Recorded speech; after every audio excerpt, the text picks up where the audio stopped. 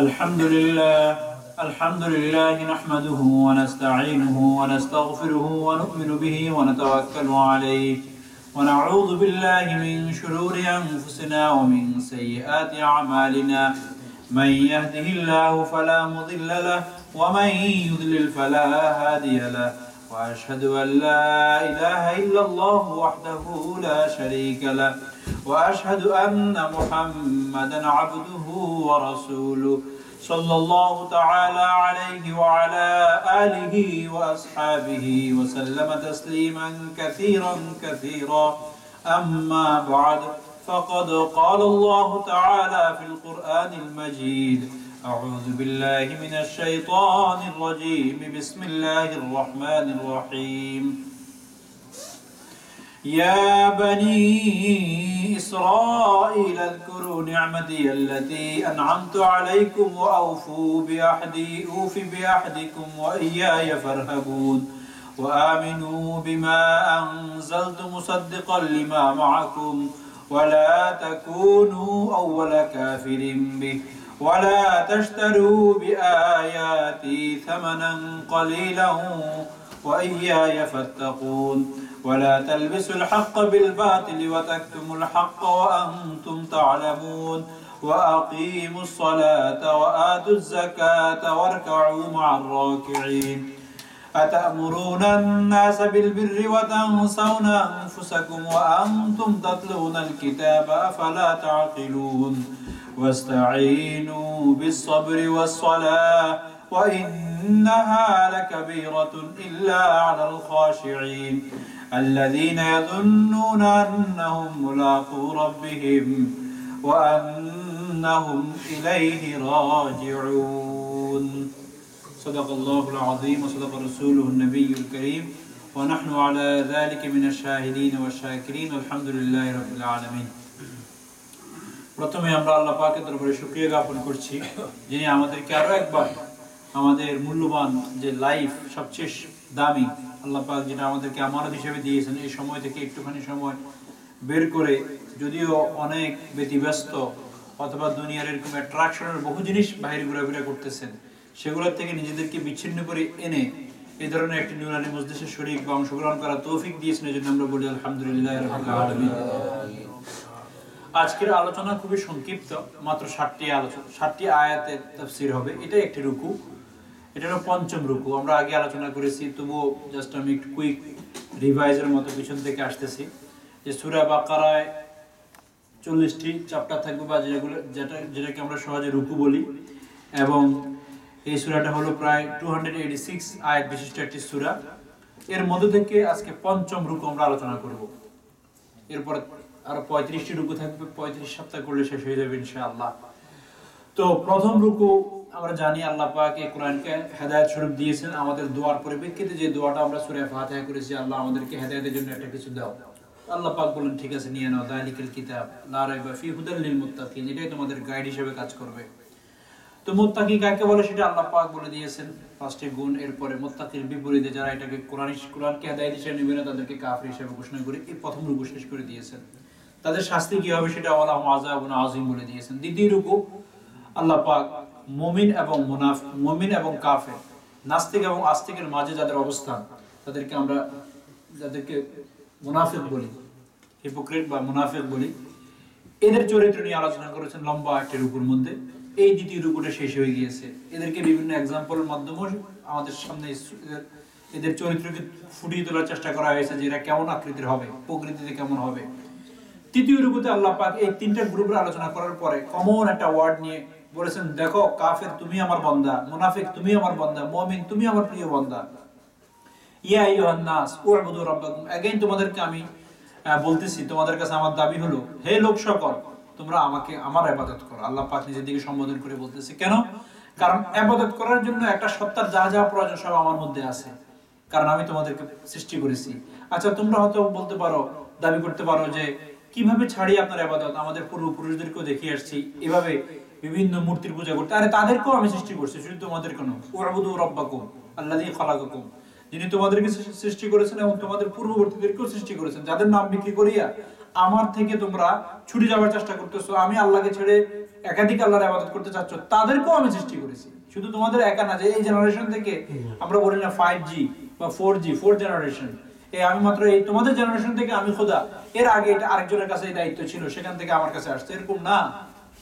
এই আয়াত এখানে আল্লাহ পাক নিজের এই মানে আল্লাহ পাক যে একজন আমাদের সৃষ্টিকর্তা, এর উপরে যতগুলো প্রমাণের প্রয়োজন, যে তুমি যদি আসমানের দিকে তাকাও সেটা আমি সৃষ্টি করেছি, তুমি যদি জমিনের দিকে তাকাও সেটা আমি সৃষ্টি করেছি, এইভাবে খুলে খুলে, যাতে করে যদি সাধারণ কোনো লোক থাকে যার বুঝতে কোনো অসুবিধা নেই সে প্রথমে বুঝে যায়, যার বুঝতে আরেকটু সমস্যা তার জন্য আরেকটু বক্তব্য বেশি করেছেন, যারা সায়েন্টিস্ট অথবা ইন্টেলেকচুয়াল যুক্তি বা বুদ্ধিবৃত্তিক আলোচনা করতে চায় তাদের জন্য আল্লাহ পাক বলছে ঠিক আছে, তাহলে চিন্তা করো আসমানের দিকে তাকায় কে বৃষ্টিটা বর্ষণ করেছে, কে পানিটাকে জমির নিচে ঢুকে এরপরে ফ্রুট বা অথবা সিডের মধ্যে সঞ্চয়ন বা সঞ্চালিত হওয়ার শক্তি দিয়েছে, এরপরে সে গ্রো আপ হয়েছে, এইভাবে আল্লাহ পাক সেভাবেও বুঝাইছেন।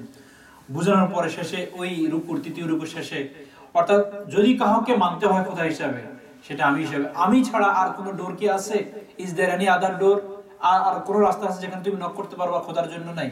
এটা বলে তৃতীয় রুকুতে আল্লাহ পাক শেষ করে দিয়েছেন। চতুর্থ রুকুতে আল্লাহ পাক এই সব নিয়ামত বলার পরে আমাদেরকে ইঙ্গিত করে বলতেছেন, দেখো তোমাদেরকে আমি এত নিয়ামত দিয়েছি আর তোমাদেরকে আমি কতটা সম্মান করেছি, এই জন্য আমাদের বাবার আলোচনা নিয়ে আসছেন যে এই জমিন আমি তোমাদের জন্য বানাইছি এবং এই জমিনের প্রতিনিধিত্ব হিসাবে তোমাদেরকে আমি পাঠাইছি, আর তোমাদেরকে জমিনের কিছু জ্ঞান দিয়েছি দেখে তোমাদের এই জ্ঞানের উপরে নির্ভর করে আমি ফেরেশতা দ্বারা তোমাদের সম্মান উঁচু করেছি। তো সেখান থেকে শুরু করে দিয়েছেন ওয়াইজ ক্বালা রাব্বুকা লিল মালাইকাতি ইন্নী জাআইলুন ফিল আরজি খলিফা, যে আমি আদম আলাইহিস সালামকে জমিনে কি বানাইছি? খলিফা বানাইছি, এবং আদমের শ্রেষ্ঠত্ব অন্যদের উপরে বেশি দিয়েছি, এবং সেটা হলো নলেজ। এর মধ্যে আল্লাহ পাক আমাদের বাবার উপরে কি কি নিয়ামত হয়েছেন, জান্নাতে ছিলেন, তাকে ফেরেশতারা সিজদা করেছে, এরপর উনি পৃথিবীতে আসছেন, এই সবগুলো এই জন্য আলোচনা করেছেন যাতে করে আমাদের বাবার সম্মান মানে আমাদেরকে সম্মান করা, আমাদেরকে সম্মান করা, এর মাধ্যমে চতুর্থ রুকুর আলোচনা করেছেন। এখন পঞ্চম রুকু শুরু করতেছেন, যেখানে মাত্র 7টি আয়াত। আল্লাহ পাক এখানে বলতেছেন ইয়া বানি ইসরাইল, কমপ্লিটলি একটা গ্রুপের নাম দিয়ে সম্বোধন শুরু করেছেন, হে বনি ইসরাইল। কারণটা কি? আমি আমার বক্তব্যের আলোচনায় চলে আসছি আজকে, যে পিছনে আল্লাহ পাক মানব জাতির কথা বলছেন, এরপর আদম আলাইহিস সালামের কথা বলেছেন, এরপরে সরাসরি অনেকগুলো জাতি থাকা সত্ত্বেও আল্লাহ পাক শুরু করেছেন ইয়া বানি ইসরাইল। প্রথমত হলো আমাদেরকে জানতে হবে যে রাসূল আকরাম সাল্লাল্লাহু আলাইহি ওয়াসাল্লামের সামনে যে অডিয়েন্স মদিনা, তারা কারা? তাদের মধ্যে একটা বৃহৎ অথবা বিশাল অথবা সবচেয়ে শক্তিশালী প্রভাবিত বা যারা প্রভাবশালী ছিলেন তারাই ছিলেন ইহুদি, আর তারাই হলো বনি ইসরাইল। অডিয়েন্স যেহেতু বনি ইসরাইল আছে, আর সূরাটা হলো মাদানী সূরা, এইজন্য আল্লাহ পাক এখানে বনি ইসরাইলের আলোচনা দিয়ে শুরু করেছেন। আমি এই সূরার শুরুতে আলোচনা করেছি যে এই সূরায় কি কি বক্তব্য আসবে, এর মধ্যে থেকে বলছি এই সূরার একটা বিশাল অংশ বনি ইসরাইলকে জোড়ায় আসবে। এর মধ্যে কেউ কেউ বলেন প্রায় আগামী 14টা রুকু। কয়টা? 14টা রুকু। আর কোথাও আছে যে 40 নম্বর আয়াত থেকে নিয়ে আপনার প্রায় 123 নম্বর আয়াত পর্যন্ত। কতটা আয়াত হয়ে যাচ্ছে? প্রায় 40 থেকে নিয়ে 123, এই সব হলো বনি ইসরাইলের আলোচনা। অনেক না? আবার কোথাও পাওয়া যায় যে 40 থেকে নিয়ে 142 পর্যন্ত বনি ইসরাইলের আলোচনা, 42 নম্বর আয়াত। তাহলে 102টা আয়াত, 102। তাহলে 286 আয়াতের মধ্যে 102 কাদের? বনি ইসরাইল। কারণ অডিয়েন্স তো বনি ইসরাইল। সামনে তো মদিনার মধ্যে সবচেয়ে প্রভাবশালী গ্রুপ ছিল কারা? ইহুদি। কিন্তু ইহুদিদের দেশ না কিন্তু এটা, তারা কিন্তু প্রবাসী, তারা কিন্তু ইমিগ্রেন্ট, বাকি তারা প্রভাবশালী। এই জন্য আমরা হলাম এরকম প্রবাসী হইয়া আমরা পরগাছা হয়ে গেছি। ইহুদিরা এখানে প্রবাসী হইয়াও তারা প্রভাবশালী। শব্দটা স্মরণ রাখবেন। আমরা যে জমিনে আছি এই ল্যান্ডের কথা বলতেছি, সেখানেও তারা প্রবাসী কিন্তু তারা প্রভাবশালী। এর সাংঘাতিক। আর আমরা প্রবাসী আবার বিভাগী, বঞ্চিত, কিছুই নেই আমাদের কপালে, শুধু বিরাগ, যত দুঃখ কষ্ট যত বিচার আচার সব আমাদেরকে নিয়ে বিরাগী। যাই হোক, তো এদের আজকে চিত্র বা এদের একটা ঘটনা নিয়ে আলোচনা করলে এই 7টি আয়াত বুঝে আসবে যে পৃথিবীর শুরু থেকে আজ পর্যন্ত এদের মানে চরিত্র অপরিবর্তিত, যেভাবে সেই মদিনা জিন্দেগিতে ছিল আজও পর্যন্ত এবং কিয়ামত পর্যন্ত তাই থাকবে। আকার আকৃতিতে পরিবর্তন হইতে পারে, কোথাও ছোট আকারে, কোথাও বড় আকারে, বাকি প্রকৃতি এক, নেচার এক, একই ধরনের তাদের দুর্বিসন্ধি বা চালচলন বা চাতুরমি বা অন্যকে কিভাবে গ্রাস করা যায়, এই যে নিয়ম, প্রকৃতিতে একই রকম। তো এই বনি ইসরাইল দিয়ে আলোচনা শুরু এই জন্য করেছেন যে অডিয়েন্সের সবাই আল্লাহ রাসূলকে নবী হিসেবে মানতেছেন, কিন্তু এই গ্রুপটা কোনোভাবে মানতে পারতেছিলেন না। তো আল্লাহ পাক সরাসরি আলোচনা, আমরা অনেক সময় বক্তা আলোচনা করে অনেক জেনারেল আলোচনা করতে থাকে, শেষে এরকম চিন্তা করে যে এত জেনারেলের পরে আমার যাদেরকে উদ্দেশ্য তারা এখনো শুনতেছে না, তো তাদের নাম ধরে বলে ভাই আপনি যদি ঠিক হয়ে যান না আমার আর কোনো অসুবিধা নেই, এখানে আর অন্য কেউ নাই যে আপনার আমার কথা মানবে না, একমাত্র আমি দেখতেছি আপনারা দুই তিনজনে আছেন যারা মানতেছেন না, তো আপনারা যদি শুধরায় যান। তো আল্লাহ পাক এরকম অডিয়েন্সে সবাই তো মানতেছে, বনি ইসরাইল সমস্যা, এই জন্য আলোচনার বক্তব্যের মধ্যে নামে নিয়ে আসছেন ইয়া বনি ইসরাইল। এবং ছোট্টখাট্ট না, আলোচনা যে একমাত্র তাদের উদ্দেশ্য ছিল এটা বোঝা যায় আয়াতের নাম্বার দীর্ঘায়িত দেখি 102টা আয়াত, প্রায় 14টা রুকু, এতে বোঝা যায় যে এই সূরার মূল বক্তব্য ছিল এদেরকে থেরাপি করা, এই বনি ইসরাইলদেরকে। তো এদের আলোচনা শুরু করেছেন, এই এদের জন্য এখানে একটা রুকু লাগাতার তাদের বিভিন্ন নিয়ামতের কথা বলবে, তাদেরকে আল্লাহ পাক কি কি সুযোগ সুবিধা দিয়েছেন, কি কি ফ্যাসিলিটি তারা আল্লাহ পাকের পক্ষ থেকে পেয়েছে, এই আলোচনাগুলো এখানে হবে। তো প্রথম রুকুটা হলো সামনের 13টা রুকু অথবা 102 আয়াতের যা আসবে তার একটা সংক্ষিপ্ত সূচি অথবা আমরা যেটাকে টেবল অফ কন্টেন্ট বলি, যে আল্লাহ পাক কি বলবেন তার একটা সংক্ষিপ্ত চিত্র এই সাথে দিয়ে দিয়েছেন, যে এর উপরে নিয়ে আজকে আমি আলোচনা করতেছি। এর সরল অনুবাদ হলো ইয়া বনি ইসরাঈল উযকুরু নি'মাতি আল্লাতী আন'আমতু আলাইকুম ওয়া আউফু বিআহদি উফি বিআহদিকুম ওয়া ইয়্যায়া ফারহাবুন। হে বনি ইসরাইল, এখন হলো বনি ইসরাইল কারা এটা আমরা একটু জানি। বনি ইসরাইল হলো হযরত ইয়াকুব আলাইহিস সালাতু ওয়াস সালামের সন্তানদেরকে বলা হয়। হযরত ইয়াকুব আলাইহিস সালাতু ওয়াস সালামের ফাদারের নাম হলো হযরত ইসহাক আলাইহিস সালাতু ওয়াস সালাম, আর হযরত ইসহাক আলাইহিস সালাতু ওয়াস সালামের ফাদারের নাম হলো ইব্রাহিম আলাইহিস সালাতু ওয়াস সালাম খলিলুল্লাহ, যিনি আমাদের আমরা সময় বলি না ফাদার অফ দ্য প্রফেটস, জাতির পিতা বললে কি হবে? ইব্রাহিম আলাইহিস সালাতু ওয়াস সালাম। কোরআনে আছে এটা যে তোমরা যদি পিতা হিসাবে তো উনাকে ইব্রাহিম আলাইহিস সালাম, আমাদের ধর্মীয় স্পিরিচুয়ালি পিতা হলে কি হবেন? হযরত ইব্রাহিম আলাইহিস সালাতু ওয়াস সালাম। তো উনি ইয়াকুব আলাইহিস সালাতু ওয়াস সালামের দাদা হলেন ইব্রাহিম আলাইহিস সালাম আর ফাদার হলেন ইসহাক। ইয়াকুব আলাইহিস সালাতু ওয়াস সালামের অপর নাম হলো ইসরাঈল। ইসরাঈল মানে আল্লাহর বান্দা, ই মানে আল্লাহ, ইসরা মানে হলো বান্দা। ইসরাঈলকে এক শব্দে বলা হয় আল্লাহর বান্দা, ইনার নাম, ইনার বংশধরকে বলা হয় বনি ইসরাঈল। বনি ইসরাঈলদের 4000 বছর সময়ের মধ্যে প্রায় 2000 এর উপরে অথবা কোথাও আছে 2000 বছরের মধ্যে 4000 এর মধ্যে নবী আসছে শুধু এদের মধ্যে। all of them সকল নবী ছিলেন ইসরাঈলী। হযরত ইব্রাহিম আলাইহিস সালাতু ওয়াস সালামের দুই সন্তান, এক সন্তান হলো ইসহাক, এক সন্তান হলো ইসমাঈল আলাইহিস সালাতু ওয়াস সালাম। যত নবী আসছে সমস্ত নবী উনার পরে, হযরত ইসহাকের পরে ইসহাক আলাইহিস সালাতু ওয়াস সালামের বংশের মধ্যে আসছে। ইসমাঈল আলাইহিস সালাতু ওয়াস সালামের বংশে আসেন নাই। ইসমাঈল আলাইহিস সালামের বংশে একমাত্র একজন নবী আসছেন, তিনি হলেন সাইয়্যিদুল কাউনাইন তাজদার মদিনা সরকার দো আলম মুহাম্মদ আরবি সাল্লাল্লাহু আলাইহি ওয়াসাল্লাম। তো ইহুদিদের 100% নিশ্চয়তা ছিল মনে যে যে কোন নবী আসবে তো সেই ইসরাঈল আমাদের বংশধর থেকে আসবে, এটা তাদের, এবং এর উপর তাদের একটা কি ছিল? ফখর ছিল, অহংকার ছিল অন্যদের উপরে, যে আমরা হলো নবীওয়ালা বংশ, সুতরাং আমাদের সাথে বেয়াদবি করতে খবরদার। এই কথা বিক্রি করে করে বহু ব্যবসা বাণিজ্য করেছে তারা। তো আল্লাহ পাক তাদের থেকে তাদের এই হটকামিতা এবং গরিমার কারণে, অহংকারের কারণে তাদের থেকে নিয়ামত ছিনিয়ে নিয়ে গেছেন। ইসমাঈলের বংশধর থেকে আনছেন, শেষ নবী না শুধু, সাইয়্যিদুল আম্বিয়া খাতামুন নবিয়্যিন হযরত রাসূলুল্লাহ সাল্লাল্লাহু আলাইহি ওয়াসাল্লামকে আনছেন ইসমাঈলের বংশধর থেকে। তো এদেরকে আল্লাহ পাক বলতেছিলেন, আমরা এখন বনি ইসরাঈল জানতে পারলাম। বলেন যে উযকুরু নি'মাতি আল্লাতী আন'আমতু আলাইকুম। এটা বক্তা যখন তার শ্রোতার উপরে বিরক্ত হন, বক্তা যখন তার শ্রোতাকে বুঝাইতে চেষ্টা করতেছেন যে আমি তোমাকে আগে অনেক বুঝাইছি আর বুঝাইতে রাজি না, তখন বক্তা তার নিজের কোনো অনুদান দান যদি থাকে তো সেটাকেও সামনে রেখে দেয়। অনেক সময় দেখবেন আপনি আপনার ছেলেকে অথবা আপনার কাছের কোনো ব্যক্তিকে যাকে আপনি অনেক সাহায্য করেছেন, কিন্তু কোনো একটা বিষয় কোনোভাবে সে আপনার কথা শুনতেছে না, তো আপনি সেটা বলবেন, আচ্ছা তোমার একটু স্মরণ পড়ে না যে তোমাকে আমি ক্লাস 5 থেকে মেট্রিক পর্যন্ত খরচ চালাইছি, তুমি এরকম করবা জানলে তো আমি এটা করতাম না। এত কিছু তোমার উপর করার পর আজকে তুমি আমার একটা দাবি রাখতে পারতেছো না, এটা ছোট্ট দাবি না করলাম, বেশি তো কিছু না এটা। হঠাৎ মনে করেন ছেলেটা কার কথা শুনতেছে না, আপনাকে পাঠাইছে বাপ মা, আপনি একটু বুঝিয়ে বলেন, আমরা বলি না এগুলো? ওটা দিয়ে তাকে স্মরণ করে দেওয়ার জন্য তার দুর্বল জায়গায়। দেখো আল্লাহ পাক এখানে বনী ইসরাইলকে তো বহু বুঝাইছে।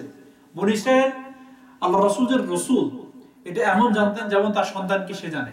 আমি বক্তব্য কোরআন তাফসীর শুরু করার আগে বলেছিলাম যে বনী ইসরাইল তো শুধুমাত্র মানে আল্লাহ রাসূলকে তার চেহারা কেমন হবে এটা না, সাহাবীদেরকে ওনার সাথে যে সাহাবী থাকবেন, খলিফা থাকবেন, তারা কেমন সেটাও জানতেন। এটা একটা আলোচনা করছি, স্মরণ পড়ে আপনাদের? যখন নাকি বাইতুল মাকদাস কঙ্কর হলো ওমর রাদিয়াল্লাহু তাআলা আমলে, তো ওমর রাদিয়াল্লাহু তাআলা আনহু বহুত আগে, ইসলাম গ্রহণ করার বহুত আগে, যখন নাকি উনি বিজনেস পারপাসে গেছিলেন, তো এক বয়স্ক লোক, উনি রাস্তা হারাই ফেলছেন। বয়স্ক লোক ওনাকে দেখে বলে যে কি হয়েছে, বলে যে আমি রাস্তা হারাই ফেলছি। তো বলছে আসো তুমি একটুখানি, আমি জানি, আমি হলাম সবচেয়ে বেশি বড় নেভিগেটর, কে কোথায় আছে কোন দিকে আছে আমি জানি, আমি তোমাকে পৌঁছাই দেবো, তুমি একটু আরাম করো। উনি কিসের আরাম করবো, ওনার ভিতরে তো শুধু একটা কাফেলা হারা হলে যাওয়া হয়। তো খানা দানা খাওয়া হয়েছে, খানা দানা খাওয়ার পরে একটা কাগজ কলম নিয়ে আসছে, বলে যে এখানে একটা সিগনেচার করে দাও আমাকে, যে যখন তুমি এই ল্যান্ডের মালিক হইবা তখন আমাদেরকে বঞ্চিত করবে না, আমাদের জমিটা নিবা না। বলে যে কি হলো, পাগল নাকি আমাদের? বলে যে আচ্ছা ধরুন একটা পাগল না, তো একজন পাগলের পাগলামি কি তুমি আর না পারে একটা সিগনেচার দিলে তো পারে। ধরুন আমি পাগল, আচ্ছা ছুটতে হবে তো আমার এখান থেকে, জান ছাড়া করে দিচ্ছে, চলে গেছে। সে কত বছর পরে হযরত আবু বকর সিদ্দিক রাদিয়াল্লাহু তাআলা আনহু উনি চলে গেলেন, হযরত উসমান গনি রাদিয়াল্লাহু তাআলা, তারপর হযরত ওমর রাদিয়াল্লাহু আনহু আসলেন। ওনার 10 বছরের মতো সময়ের শেষ দিকে যখন বাইতুল মাকদাস কঙ্কর হলো, তখন তারা বলল যে আমরা অতক্ষণ পর্যন্ত চাবি দিব না যতক্ষণ না তোমাদের খলিফা না আসবে। তো খলিফা আসছে চাবি নেওয়ার জন্য, সবার জমি টমি তো বাজেয়াপ্ত হয়ে যাবে। তখন ওই বুড়া কাগজ নিয়ে দাঁড়াইছে যে আপনি বলছিলেন না বাজেয়াপ্ত করবেন না। তার মানে তাদের কিতাবে শুধুমাত্র রাসূল আকরাম সাল্লাল্লাহু আলাইহি সাল্লামের হুলিয়া বা ওনার চেহারা, উনি কেমন হবেন এতটুকু ছিল না, ওনার সাথে যে যারা খলিফা হবেন, সাহাবী হবেন, তারাও কেমন হবে সেটা পর্যন্ত আছে। বুঝতে পারতেছেন? এরা এরকম চিন্তা, এরকম জানতো আল্লাহ রাসূলকে। তারপরও কেন রাসূল হিসেবে তাদের কষ্ট? একটা আপনারা আগেই জানেন যে যেহেতু তাদের বংশ থেকে আসে নাই, ঘাড় নিচে নামানো যাবে না। এই বংশীয় অহংকার বোধ যেটা, এটাকে আল্লাহ রাসূল জমিনে দিয়ে দিয়েছেন। এখনো পর্যন্ত কিছু লোক আছে যে হুজুর আমরা তো সাইয়্যেদ, আমাদের ছেলে মেয়েকে অন্য জায়গায় বিবাহ দিতে পারে না, সাইয়্যেদ কোপারে লেখা আছে নাকি তোমার, তারপরে এই বংশ ওই বংশ, মানে এই একটা চৌধুরী, আরো অনেক কিছু, এগুলো ছেড়ে দেন। আপনার আল্লাহর কাছে যে প্রিয় তার কাছে মেয়ে বিবাহ দেওয়ার চেষ্টা করেন। সেটা কি? তাকওয়া। যার মাঝে খোদাভীতি আছে, যার মাঝে আল্লাহভীতি আছে, সেই ভালো। আল্লাহভীতি ছিল তো বেলাল জীবিত থাকা অবস্থায় জান্নাতে হাঁটতেছে, আল্লাহভীতি নেই তো লাহাবের জন্য এখানে পৃথিবী থেকে জাহান্নামের প্যাকেজের ঘোষণা হচ্ছে, তাব্বাত ইয়াদা আবি লাহাব, কিরকম আগুন হবে তার উপরে সেটাও আছে। যাই হোক, তো প্রথম তো হলো এটাই, মানুষ এই কারণে মানুষ অনেক সময় অন্যকে মানতে পারে না নিজের অহংবোধের কারণে, যদিও সেটা সত্য জানে। দ্বিতীয় আরেকটা হলো নেতৃত্ব ছুটে যাওয়া। নেতৃত্বের মোহ যে কত কঠিন, কত মারাত্মক, কত ভয়াবহ কল্পনা করতে পারবেন না। বেসিক্যালি আমি একটা মানে বক্তব্য পেশ করতেছি, এটা থেকে এই আয়াতগুলোর অনুবাদ করে গেলে আপনারা বুঝে যাবেন। এরপরে আল্লাহ পাক একটা আয়াত বলতেছিলেন যে দেখো তোমরা সত্য আর মিথ্যাকে সংমিশ্রণ করো না। আমি অনুবাদটা করি। তো আল্লাহ পাক এদেরকে বলতেছিলেন, ওই যে বক্তা শ্রোতাকে বোঝানোর জন্য, উযকুরু নি'মাতি আল্লাতী আন'আমতু আলাইকুম, স্মরণ আছে সিরিজ অফ ব্লেসিং, এত নিয়ামত আমি তোমাদেরকে দিয়েছি।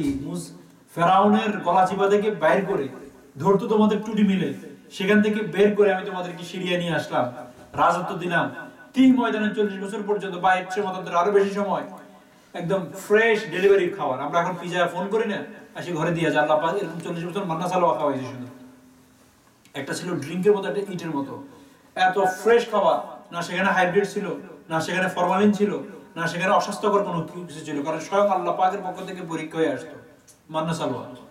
এই নিয়ামত, এরপরে লাগাতার তোমাদের বংশ পরিক্রমায় কত নবী, আর ওই কত নবী কত নিয়ামত নিয়ে তোমাদের কাছে আসছে, মুআজ্জা নিয়ে তোমাদের কাছে আসছে। এই সব এক একজন নবী একটা বংশে আসে, এটা একটা বিরাট নিয়ামত না? এই সব আমি তোমাদেরকে দিয়েছি, স্মরণ নাই? ওই যে বক্তা তার বক্তব্য বোঝানোর জন্য শ্রোতা যখন বুঝতে চাচ্ছে না, তখন তার উপরে যে ইহসান অনুগ্রহ সেটা পর্যন্ত স্মরণ করা দিয়ে তারপরে চাচ্ছে কোনোভাবে মেনে নেয়। উযকুরু, এই একটা নেয়ামত তোমার কাছে মনে হয় পাচ্ছ না, এরপরে তো তোমাদের কাছে আমি দিয়েছি, নবী তো তোমাদের সামনে চক্ষু দিয়ে দেখতেছো, এরপর নবী হিসেবে মানতে কষ্ট।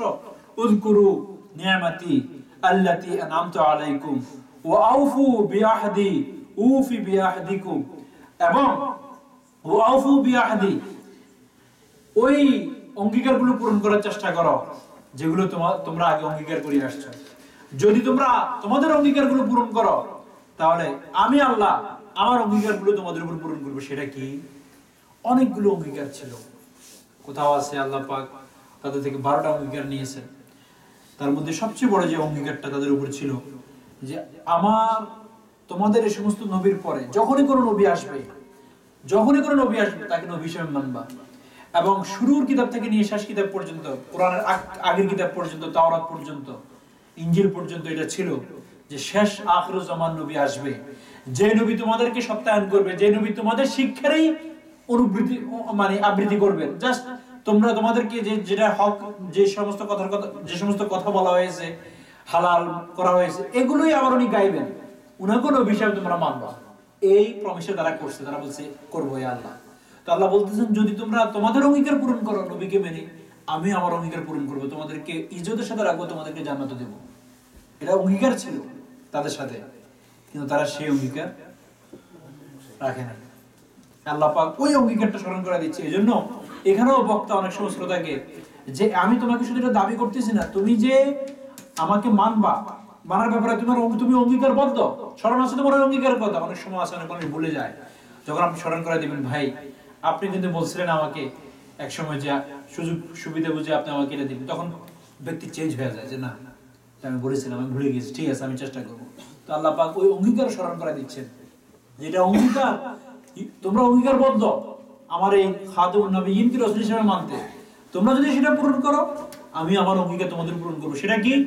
আমি তোমাদেরকে যেরকম অনেক নিয়ামত দিয়ে মালামাল করে এই পর্যন্ত এনেছি, সামনেও তোমরা আমার পক্ষ থেকে blessing, you will be blessed people. এখন ব্লেসড নেশন তো তা না, এখন সবচেয়ে সামনে কিয়ামত পর্যন্ত খেয়াল রাখবেন।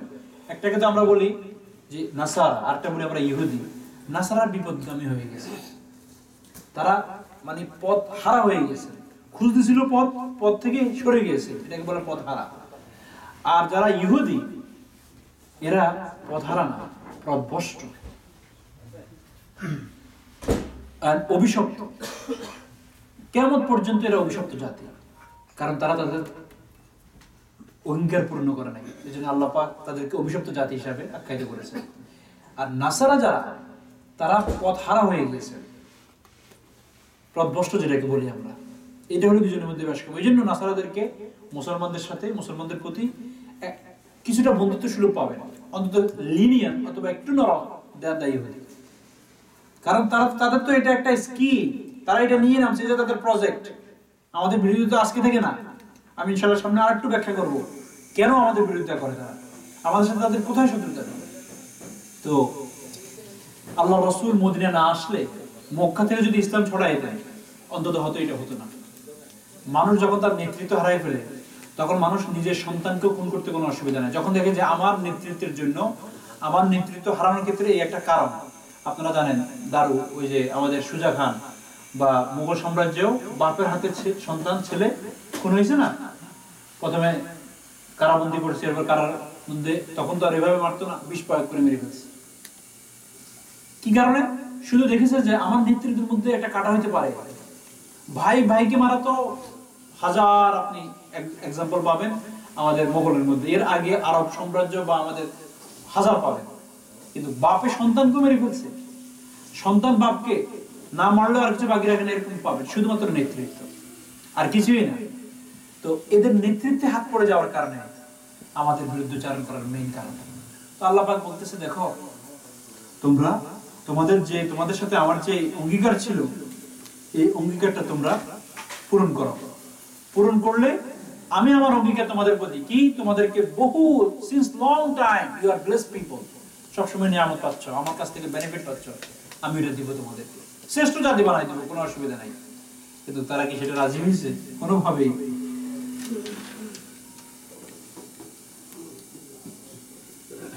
ওয়া ইয়া ফারহাবুন, দেখো ভয় আমাকে করো, পথকে করবা না। নেতৃত্ব হারাই গেলে কি হবে, মানুষ মনে আর চিনবে না, এটা না করো। ওয়া ইয়া ফারহাবুন বলো আসলে ভাগা, বলো যে এখন তো তোমরা মানুষের দিকে ভাগতেছো, নেতৃত্ব কিভাবে পাওয়া যায় সেদিকে ভাগতেছো, ভাগবা আমার দিকে। ওয়া ইয়া ফারহাবুন, এটা হলো প্রথম আয়াত। এখানে যে 7টা আয়াত আলোচনা করবে, এই 7টা আয়াতের মধ্যে থেকে প্রথম 3টে আয়াতের মধ্যে আল্লাহ পাক ঈমানের কথা বলবে, যে কোনো ভাবেনি ইহুদি জাতি ঈমান নিয়ে নেয়, অথচ তারা ঈমানদার, কিন্তু সেটা ঈমানটাকে তাদেরকে রিনিউ করতে হবে, আর একটু এক্সটেন্ড করতে হবে। মুসা আলাইহিস সালাম পর্যন্ত এসে তারা আটকে গেছে, পজ করে দিয়েছে ঈমানকে। আল্লাহ পাক এটাকে লম্বা করে মুহাম্মদ পর্যন্ত নিয়ে আসো। প্রথম 3 আয়াতের মধ্যে আল্লাহ পাক তাদেরকে ঈমানদার বানানো বা ঈমানের দিকে আহ্বান করেছেন। আর দ্বিতীয় 4 আয়াতের মধ্যে আল্লাহ পাক তাদেরকে শিক্ষা দেওয়া এবং তাদেরকে প্রেরণা দেওয়ার চেষ্টা করেছেন। এই দুইটা করার পরের থেকে যে সামনে 13টা রূপক অথবা 102 আয়াত থেকে 7 আয়াত বাদ দিলে পুরোটাই হলো তাদেরকে কি কি আল্লাহ পাক করেছেন, এগুলো সব আমাদের সামনে বক্তব্য। যে তোমরা ইহুদিকে জানো এদের উপর আমার কি কি নিয়ামত ছিল, ওকে প্রথম একটা নিয়ে নাও। ওয়াইদ নাজাইনাকুম মিন আলি ফিরআউন, যখন আমি তাদেরকে আলি ফিরআউন থেকে মুক্তি দিয়েছি, এরকম সামনে এক একটা করে করে করে করে তাদের জন্য বলবে প্রায় 102 আয়াত পর্যন্ত। এর মধ্যে আল্লাহ সুযোগ বুঝে কখনো কখনো কাফেরদের কথা আলোচনা করবেন, কখনো কখনো নাসারার একটা দুটো আলোচনা করবেন, কখনো কখনো আমরা যারা ঈমানদার আমাদেরকেও এক্সাম্পলের জন্য কিছু কিছু জায়গায় নিয়ে আসবেন। তো যাই হোক, এই প্রথম আয়াত হলো যে এই নবীকে তোমরা মানবা বলে যে অঙ্গীকার করেছো সেটা পূরণ করো, আমি আমার অঙ্গীকার পূরণ করবো। ওয়া ইয়া ফারহাবুন, আমার দিকে ভাগো। দ্বিতীয় আয়াত,